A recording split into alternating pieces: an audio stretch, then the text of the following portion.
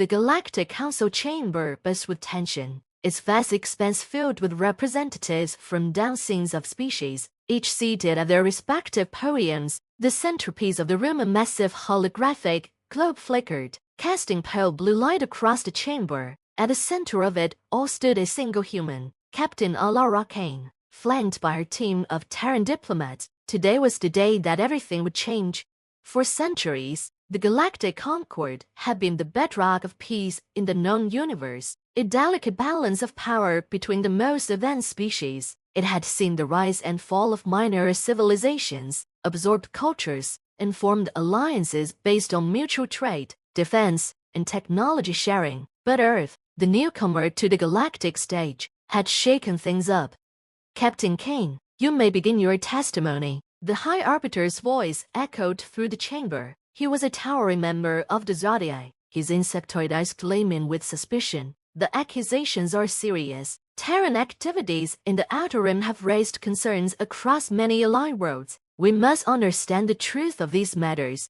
Kane took a deep breath, her gaze scanning the room. She could feel the weight of every star, some hostile, some curious, and others blind with unreadable expressions. Thank you, High Arbiter, Kane began, her voice steady but firm. Humanity has been accused of operating in secrecy, of expanding our influence through underhanded means, and of concealing our true intentions. But the truth is far more complicated. What we have discovered will affect not just humanity, but the entire galaxy. There were murmurs of disbelief. The Arkari representative, a cold-blooded reptilian species known for their stoic demeanor, clicked their tongue in irritation. The Ailorans, ethereal beings of pure energy, shimmered in discontent. No one liked surprises, and humans had a knack for delivering them. Kane gestured to her aide, who activated the holographic display. In an instant, a series of images and data appeared, recordings from the Terran fleet's deep space explorations. The first image was of a planet, desolate and barren, but with unmistakable signs of ancient civilization. This, Kane said, her voice carrying across the room, is what we found on the edge of the galaxy, beyond the Outer Rim territories, a world long abandoned, but once home to a powerful species. And this, the hologram shifted to show ruins, massive structures torn apart by some unfathomable force, is what destroyed them? A ripple of unease passed through the council. The implications were clear. We aren't dealing with just another lost civilization, Kane continued. What wiped them out was an unknown force, of threat to all life. It's spreading, and it's getting closer. Our initial scans show that this force is capable of destabilizing planetary cores, causing mass extinction events. The room fell into stunned silence.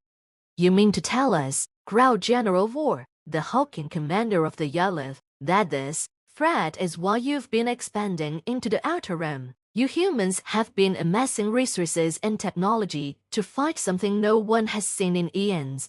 Kane nodded. Yes, we've been preparing for the inevitable. But this isn't just humanity's fight. If we stand divided, we'll fall.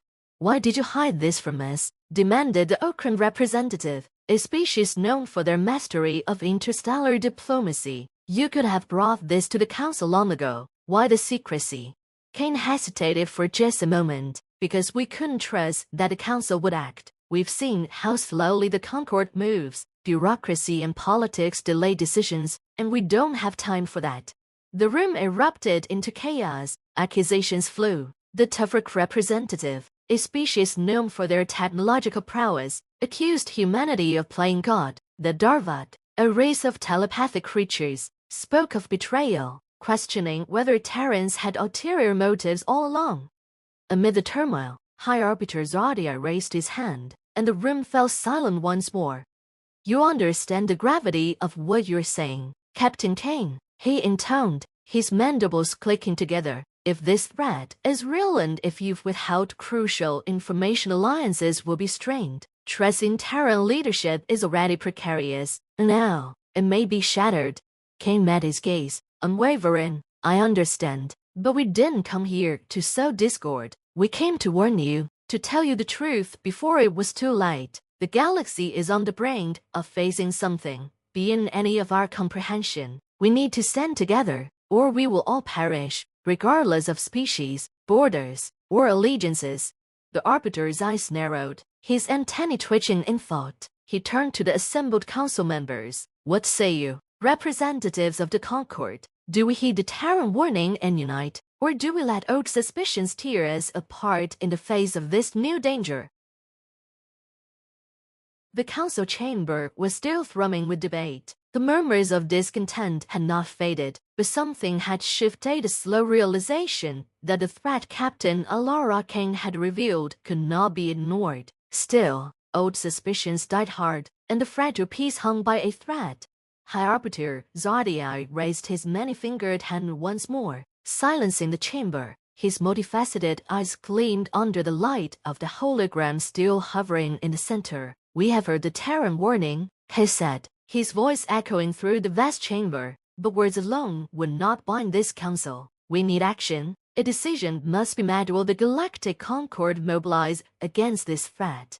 A silence followed, one that Kane could feel tightening around her like a noose. She had laid everything on the line, revealing the most sensitive information humanity had gathered since first stepping into the stars, but in doing so, she had exposed the cracks in the alliance that had long been festering beneath the surface.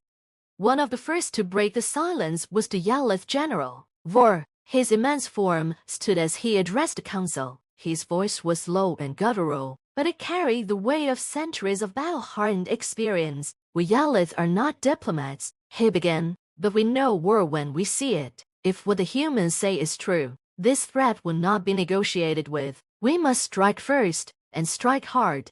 Across the room, a sharp voice cut in. And how do we even know we can't trust them? It was Ambassador Calver of the Okran, his antennae twitching in agitation. The Okran were natural diplomats, and their words often swayed council decisions. The humans have acted in secrecy for far too long. They've already shown they're willing to withhold critical information from the rest of us. How can we believe they won't betray us when the time comes?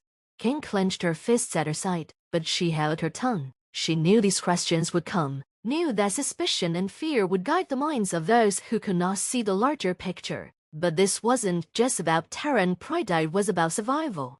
Before she could respond, a voice rang out in her defense. The Ellerin Collective has spoken. The representative, a shimmering entity of light and energy, pulsed brightly as they addressed the council. We have looked into the minds of the Terrans. They do not lie. They have seen the enemy, and they fear for all of us. Kane exhaled, feeling a small measure of relief. The Elorans were trusted by many, their telepathic abilities making them powerful allies and negotiators, but would their endorsement be enough?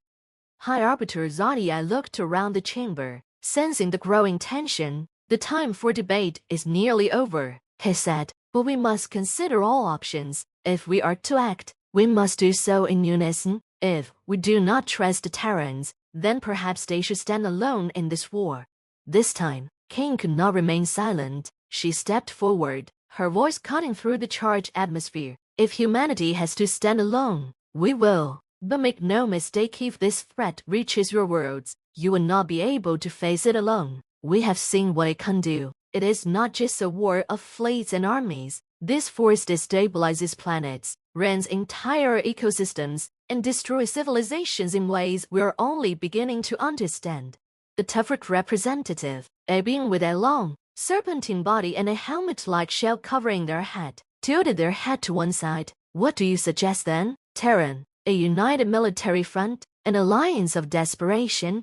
Kane's gaze was steady. A coalition? Yes, but more than just that. We need to pool our knowledge, our resources. Every species here has something to offer: technology, strategy, intelligence. The humans may have discovered this threat, but we do not believe we can defeat it alone. We're asking for cooperation, not control. The chamber fell silent again. This time, King could feel the weight of her words hanging over the council like a sword. They had to choose, and they had to choose soon. At that moment, a sudden, shrill alarm blared across the chamber. The holographic globe flickered and was replaced by an emergency alert. An image of a far-flung star system appeared, and the voice of a panicked communications officer filled the air. Emergency. We're receiving distress signals from the Gareth system. Multiple planets reporting seismic activity, entire continents collapsing. Gases and shells erupted from the council. The Garrus system was a well-populated area, home to several allied species. Kane's heart sank. It had already begun. The hologram shifted, showing planetary scans in real time. Massive energy fluctuations pulsed through the core of the planet Gareth III, destabilizing its surface. Entire regions were falling into chaos, oceans boiling, tectonic plates ripping apart, as if an invisible hand had gripped the planet and squeezed. "This is it," Kane shouted over the chaos. "This is the threat we've been warning you about." The High Arbiter's voice boomed through the chamber. "Send immediate aid. All fleets in the sector must be mobilized." But it was too late. The readings on the screen showed the collapse was accelerating. Kane's eyes locked on the flashing red alert. In hours, maybe less, Gareth III would be no more. "We can save that planet," Kane said, her voice tight with frustration and fear. "But we can save the next only if we act now."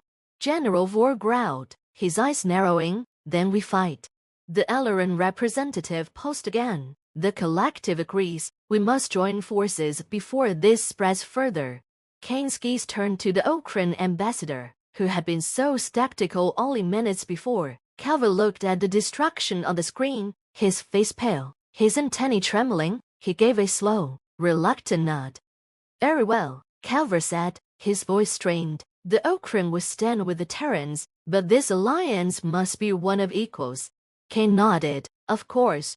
The High Arbiter turned to the rest of the council. "Then it is decided. The Galactic Concord will unite with the Terrans to face this threat. Prepare your fleets and fortify your worlds. The war begins now." Kane's heart pounded in her chest. This was it. The alliance had been forged, but she knew the hardest battles were yet to come. Humanity had pulled the galaxy into a war. For survival alone they had only glimpsed the beginning of.